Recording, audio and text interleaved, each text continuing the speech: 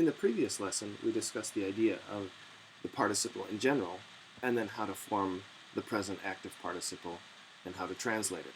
Now we'll move on. The thing to note is that there is no present passive participle, nor is there a perfect active participle. So there's only a present active participle and a perfect passive participle as far as you know. There will be a future active and passive participle, but the main ones you're going to run into are going to be the present active and the perfect passive participle. Now remember that a participle is, basic definition, is a verbal adjective. Right, so it's formed from a verb. It can do everything that a verb can do, like have a direct object, indirect object, or, prepositional phrases, all those sorts of things. But it's also an adjective. It's going to modify a noun in gender, number, and case. So to form this adjective, we're going to take the fourth principal part, and we're just going to use it as a first and second declension adjective. That's it. It's very easy to form. So remember woko, wokare, wokawi, wokatus, the four principal parts of woko, to call, and here is then the perfect passive participle, having been called, or debitus from debeo to o, or motus, mota motum from moeo to move. So this is moved, having been moved. And it describes action which has been completed before the action of the main verb. So first you have the action of the participle, then you have the action of the main verb. And it can be translated, just like with the present active participle, in a number of different ways. We can sort of translate it most simply as having been blank, so having been called. Or we can translate it temporally, after having been called. Causally, since being called, or again another way to translate it temporally, when called. Or you can use the adversative or concessive, although having been called. Or even the conditional, if called. And we can translate this as a finite verb or in a relative or subordinate clause, just like we did with the present active participle. So let's look at some examples. Opidum armis tentum tamen captum est. So tentum here is our participle. It's modifying opidum. The town, having been held by arms, although held by arms, since it was held by arms, nevertheless was captured. So this tamen really does sort of give you some context. Probably the best way to translate this, tamen although, is nevertheless, tells us, oh, well, maybe tentum is concessive or adversive, although. So the town, although arms, nevertheless was captured. Another example, Romani arma capta delebant, and again, all of these are taken, sort of modified from Moylan and Flesch. Capta is our participle. It is neuter plural, modifying arma. So the Romans were destroying the captured arms, or the arms that were captured, or the arms because they were captured, or after they were captured, the Romans destroyed the arms. All of these are legitimate translations. Urna in mensa posita deleta est. So urna is our subject, posita is modifying that. Here this posita is feminine, nominative singular. Urna in mensa posita, the jar which was placed on the table, the jar having been placed on the table, the jar after it was placed on this table, the jar because it was placed on the table, deleta est, was destroyed. And this sentence, which makes much more sense with its full context, faciam, I will do many things, ante facta, before they are done. So facta, completed, done, modifying multa, I will do many things, but many things before they have been done.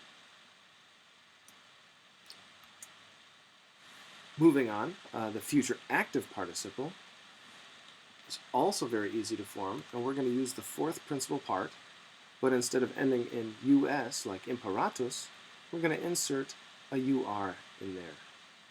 I like to tell my students that you insert the ur into the future. Right? You can't spell future without ur. You can't form the future active participle without ur. So, imperaturus, debiturus, canturus, interfecturus, auditurus.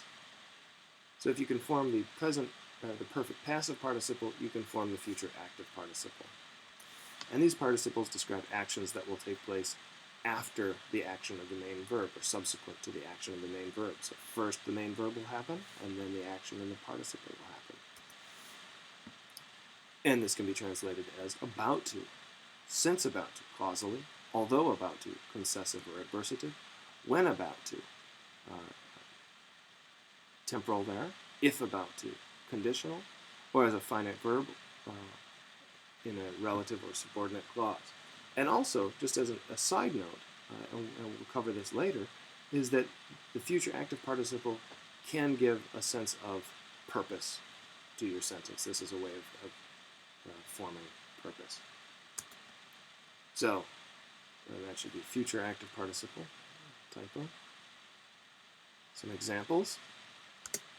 Magister discassuros oravit. The master begged. Discassuros, oh, we've got a masculine plural accusative, so it's our direct object, but there's no noun, it's not modifying anything. Like all adjectives, it's being used as a substantive. Remember, we can use adjectives just as nouns. So the master, the teacher, begged those who were going to depart, the about to depart men. Maybe because they were about to depart, he begged them. Another example, Magister viris discassuris imperavit. The magister, the teacher, commanded the men, discassuris, modifying viris. So he commanded the men who were about to depart. Maybe causally, because they were about to depart. Maybe concessively, although they were about to depart. We could even do this conditionally, although be odd. If they were about to depart, the teacher commanded the men. Arma capta sunt a turba in vasura. The arms have been captured by the crowd. In vasura, modifying the turba, the context tells us that. So the arms have been captured by the crowd, which was about to invade. Who was about to invade? Because they were about to invade, or because the crowd was about to invade. Although about to invade, the arms were captured by the crowd. All of these are, again, perfectly good ways to translate. Context will tell you. The context within the entire piece of literature will help you understand how to translate that participle. And then, femina serum discassurum monuit, the woman warned the slave, discassurum, modifying serum, the woman warned the slave who was about to depart, the about to depart slave, because he was about to depart, although he was about to depart. Moving on to the future passive participle. Here we're going to take the present stem and add the endings undus, unda, undum. And this again is a first and second declension participle.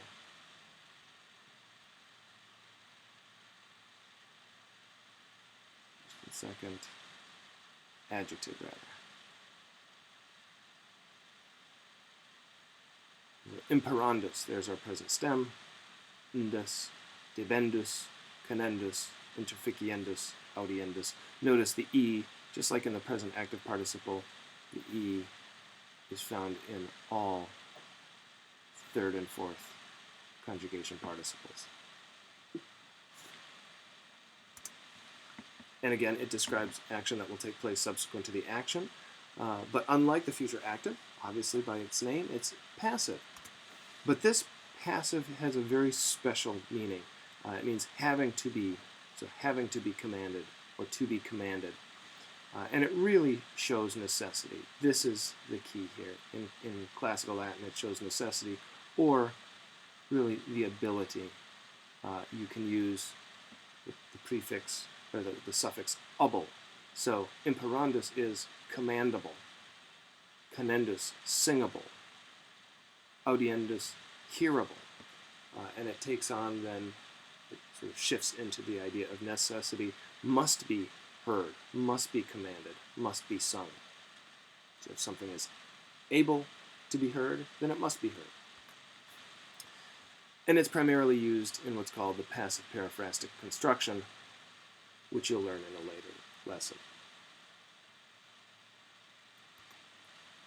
So, as a review, as overview, the present active participle, look for that NS, or stem NT. We'll talk about that in a later chapter. The present passive participle does not exist. Right? You can't form it.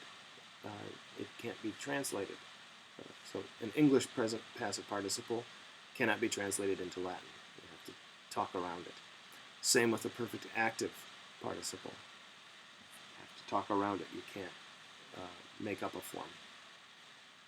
The perfect passive participle is just the fourth principal part as an adjective.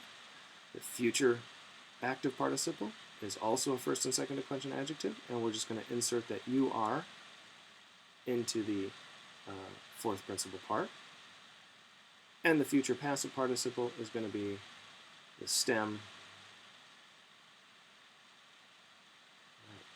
the present stem, plus ndis. So look for that nd to cue you in that that's a future passive participle.